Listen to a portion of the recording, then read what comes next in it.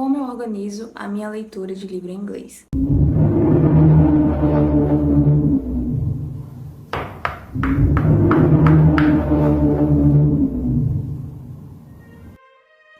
E eu separei em 4 tópicos. No caso, são 3 tópicos, mas tem um bônus no final. E o primeiro tópico já dá para entender mais ou menos que essa dica aqui desse vídeo não é para pessoas que querem aprender inglês do zero. Não é. Então, se você quer iniciar, se você já sabe o básico do inglês e você quer iniciar leitura de livro em inglês, porque nem sempre vai ter a tradução desse livro que você quer ler, nem sempre vai ter no seu idioma, mas esse nem é o motivo principal, sabe? Você ler um livro em inglês é tão gostosinho, é tão satisfatório e expande tanto a sua cabeça que chega a ser chega a ser não só sobre saber ler livros que não está traduzido na sua língua, mas sim, às vezes, ter ele traduzido na sua língua, mas optar por ler ele em outro idioma. Bom, como essas dicas elas são mais para quem quer iniciar uma rotina de leitura de livros em inglês, é necessário sim que eu avise logo de início. Se você quer aprender inglês do zero, você tem que assistir outros vídeos que são mais apropriados para isso. Porque as dicas que eu vou passar é necessariamente para aquelas pessoas que querem começar a ler livros em inglês, e essa leitura vai ajudar elas a desenvolver muito mais a prática do idioma. O primeiro ponto, você tem de saber um pouco do básico de inglês. O que eu fiz desde o início foi o seguinte: eu não anotei as palavras que eu já sabia, e eu fui focando nas que eu desconhecia completamente. Então, se eu sei o básico, eu consigo iniciar pelo menos um parágrafo. Bom, eu vou demonstrar. Tá aqui essa é a sua leitura. Aí você vai e não tem noção nenhuma do básico. Então, você iniciou um parágrafo e a sua leitura vai ficar bem assim. Agora, quando você sabe um pouco do básico, a sua leitura já... Entendeu? Facilita um pouco mais o caminho, facilita um pouco mais o deslizamento da sua leitura, o desenvolvimento da sua leitura naquele parágrafo. Então, é necessário que você saiba um pouco do básico, para que você foque nas palavras que você não conhece, de forma alguma. No segundo tópico, a dica é: pegue um livro infantil ou um livro root para começar a sua leitura em inglês. Então, eu recomendo o livro infantil não só para crianças, pré-adolescentes, adolescentes, mas principalmente para adultos que querem iniciar a leitura de livros em inglês, porque o livro infantil, por ser mais simples, ele consegue abraçar essa ideia. Ali você reforça ainda o seu conhecimento das palavras básicas do inglês. Quando você gosta de romance, gosta de ler histórias que envolvem casais, drama, aquela coisa, todo um enredo, e até mesmo dark romance, você se interessa mais pela leitura. Se você consegue ler isso de tipo... Agora, imagina se você usa disso para iniciar a prática de sua leitura em livros em inglês.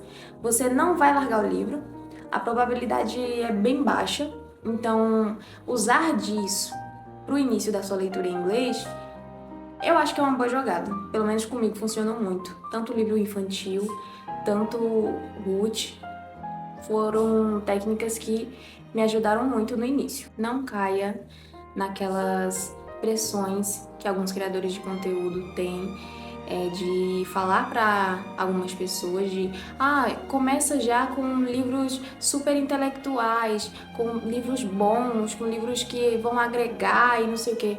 Olha, não caia nessa pressão. É bom você ler livros que agreguem, sim. Só que quando se trata de pessoas que têm dislexia, quando se trata de pessoas que têm autismo, a gente tem que adequar a forma de como que elas vão conseguir se introduzir em certos hábitos, principalmente na leitura. Então, se você é adulto e se você sente que iniciando com um livro de romance, com um livro de Ruth ou um dark romance. Enfim, você vai se prender mais naquele livro em inglês e vai focar mais ainda em conseguir ler cada parágrafo. Inicia por ele. Você não deve se ver forçado a iniciar lendo livros bons, lendo livros complexos.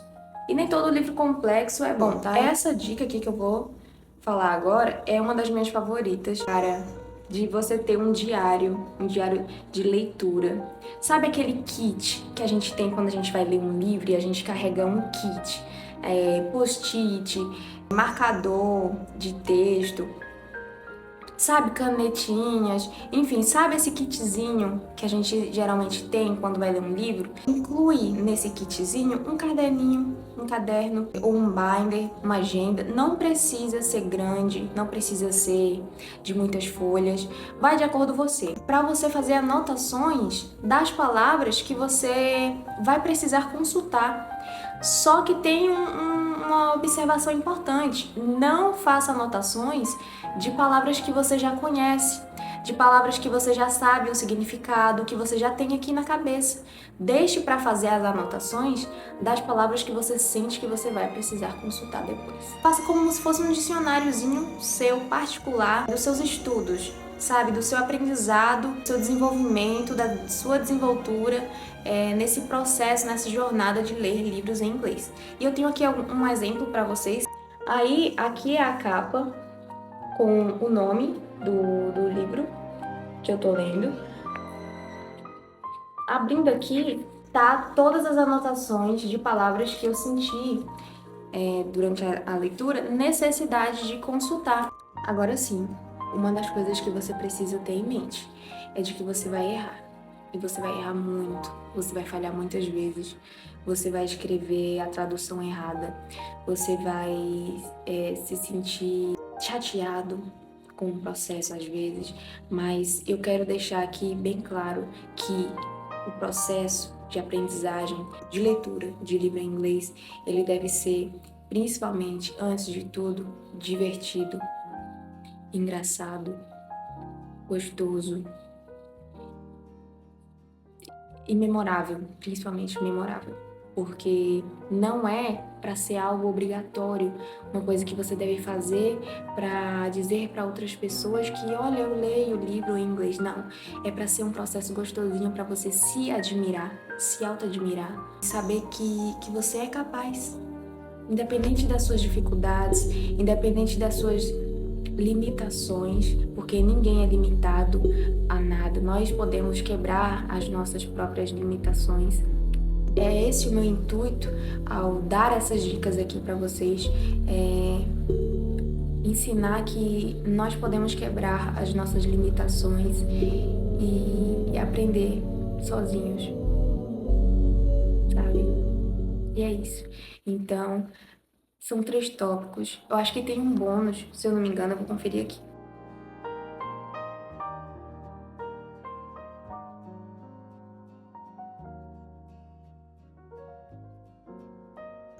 Bom, a dica bônus que eu coloquei aqui, acho que já está bem explicadinho nos outros tópicos, mas eu vou relembrar aqui.